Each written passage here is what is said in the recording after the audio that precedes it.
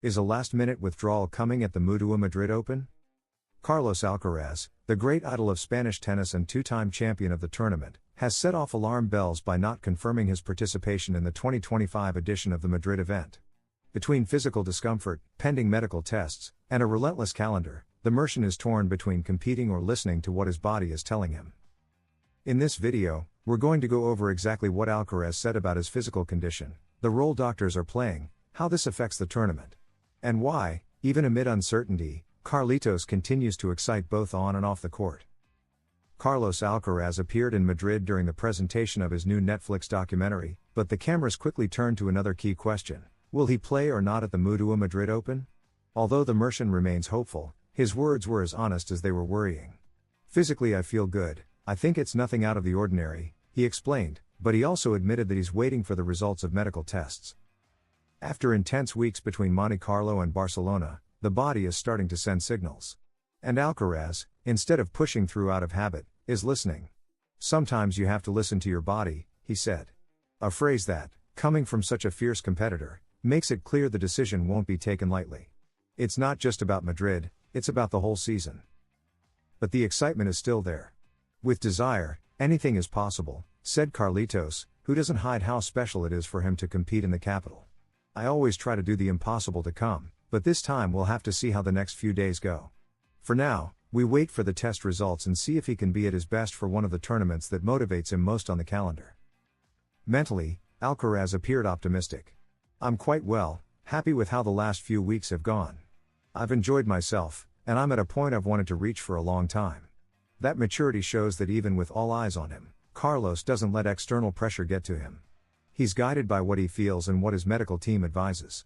At the same time, Alcaraz also spoke about one of his toughest rivals, Novak Djokovic. "He can surprise you in every possible way. He can show up at a tournament and play incredibly well. And watch out, because if Carlitos doesn't arrive at 100%, the Serb could have a clear path to win in Madrid, a tournament he loves." The mental battle is already underway. In addition to tennis, Carlitos also talked about his new personal project, his Netflix documentary series. "You're going to like it. It's 3 very intense episodes. I'm very happy to show my personal side. In it, fans will be able to see what Alcaraz is really like off the court, his fears, passions, and his view on sport and life."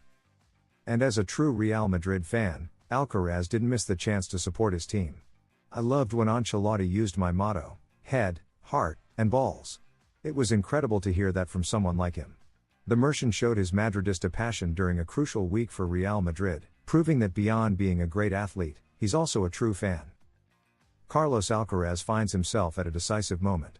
The excitement to defend his crown in Madrid is intact, but physical discomfort and a packed schedule force him to slow down and think smart. Tennis, sometimes, is also about strategy and patience, not just passion and power.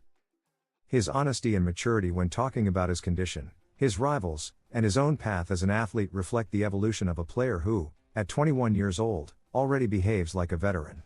With a documentary on the way, possible battles at the Caja Mágica, and his sights set on Roland Garros, Alcaraz continues writing his story, step by step. Novak Djokovic defending Carlos Alcaraz? That's right. Amid the criticism and doubts surrounding the young Mercian tennis player after some setbacks in 2025, the historical world number 1 hasn't hesitated to make a strong statement and ask a direct and forceful question: what more do you want? With the MUTUA Madrid Open about to begin, and Alcaraz as the local fan favorite, Djokovic surprised everyone by snapping back at the criticism toward his young rival and friend. In this video, we'll go over the Serb's full statement, the context behind his words, and why this public defense means more than it seems. Carlos Alcaraz comes to Madrid at a crossroads. Though he won the title in Monte Carlo and reached the final in Barcelona, where he lost to an unstoppable Holger Rune, there are still voices questioning his consistency this season. The Mercian, at 21, has had to deal not only with tough rivals on court, but also with relentless media pressure. And in that context, Novak Djokovic stepped in to make it clear that, at least for him, Carlos has nothing to prove. But what more do you want? He's 21 years old, 4 Grand Slams, many tournaments won. What he's accomplished at his age is incredible. The Serb's statement not only highlights the Spaniard's career, but also sends a clear message: not every week has to end with a win.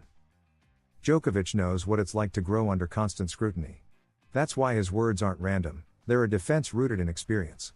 and also a recognition of a talent he himself has faced in historic matches, like the 2023 Wimbledon final or that same year's Cincinnati final, where both showcased the best of modern tennis. The relationship between Djokovic and Alcaraz has always been one of mutual respect and admiration. While on court they go at each other like true gladiators, off the court they've exchanged heartfelt words. Carlitos has impressed not only with his skill, but also his humility, something Djokovic has always valued. In that context, the Serb's public defense is even more meaningful. In a sports world where stars often avoid controversy, Noel hasn't hesitated to speak up. It's a warning to the media, to critics, and even to the most demanding fans. Alcaraz is on the path to making history, and he doesn't need to win every tournament to be special. Djokovic also pointed out that what Carlos has achieved at his age is far from normal. 4 Grand Slam titles, weeks as world number 1, champion on clay, grass, and hard courts. And there are still doubts? For the Serb, that conversation doesn't make sense. That's why he didn't hesitate to back the Mercian just before such an important tournament as Madrid. Novak Djokovic said what many were thinking but few dared to say: Carlos Alcaraz is making history. And fast. The comparisons to the legends, the constant demands, and the magnifying glass over every loss can distract from the most important thing: his natural growth. Despite some ups and downs, the Mercian continues to gain experience, wins, and respect. And when a player like Djokovic defends you so strongly, it's because he sees something special in you. Their rivalry keeps growing, but so does the mutual admiration. Should the Masters 1000 go back to the one-week format? Carlos Alcaraz said it a few days ago, and now another Spanish tennis heavyweight joins in, Alejandro Davidovich. Ahead of the MUTUA Madrid Open, the Malaga native has spoken out and said what many players think. But few dare to express so clearly.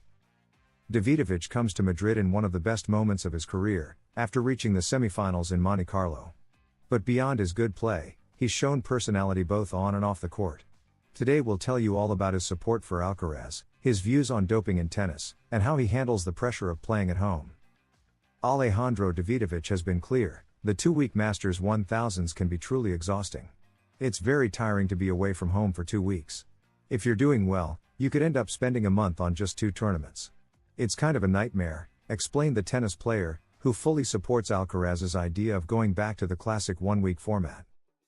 For many players, this new system demands prolonged focus, which can affect both the body and mind.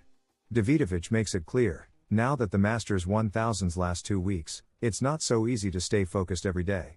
This criticism doesn't just target tournament organizers, it also highlights a general lack of consensus among players. And while he admits that a change could benefit many, he also acknowledges that uniting the players is not easy. If we all said we are not playing this tournament, we could form a kind of protest. But it's hard to get everyone together, even though a lot of things are improving, said the Spaniard, leaving the door open for dialogue. But that wasn't all. In a press conference full of headlines, Davidovich also spoke about the pressure of playing at home, especially in Madrid and Barcelona. When I started playing at home I was more nervous, but now I know how to manage that pressure. The crowd is totally behind you, and that has to motivate you too, he explained with maturity. One of the most delicate topics he addressed was doping in tennis. Davidovich didn't mince words: it's very stressful. If a cream gives me a positive, how do I prove I didn't know? They're extremely strict for the smallest things. At a time when transparency and fairness on the tour are under the spotlight, his words give us an insider's perspective. Lastly, Alejandro reflected on his growth as a tennis player over the past year. What I'm looking for is to be aware in every moment. Having that pause and thinking about which path to take is what makes the difference, he said. He also shared that 2023 was a transformative year. It was a radical change. I left my comfort zone and it was hard to adapt, but now I feel mentally stronger.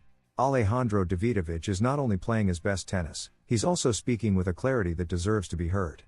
Publicly supporting Carlos Alcaraz's call to bring back the one-week Masters 1000s is not just an isolated statement, it reflects a reality many players feel on tour.